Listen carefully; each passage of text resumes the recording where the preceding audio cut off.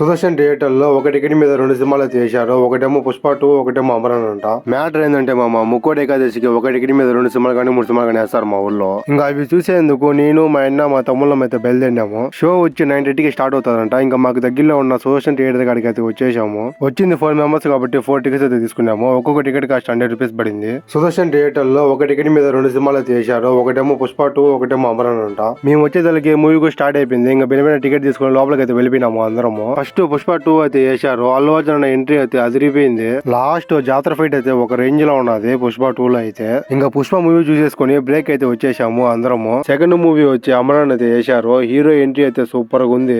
ఈ సినిమా వచ్చి real story, ఒక సోల్జర్ ది. సినిమా అయితే సూపర్ గా ఉంది మామ, ఒకసారి చూడండి మూవీ. ఇంకా నేను మా అన్న మా తమ్ముళ్ళము ముక్కోటి ఏకాదశి రోజు సినిమాకి రావడం ఫస్ట్ టైం. 2 సినిమాలు అయిపోయేతలకి 3:43 అయితే అయిపోయింది టైము. ఇంక ఇంటికి అయితే వెళ్తున్నాము. రోడ్లు అయితే ఎవరే కానీ లేదు మామ, మేము తప్ప. రోడ్డు మొత్తం ఖాళీగా ఉన్నది. ఓకే మరి ఉంటాను.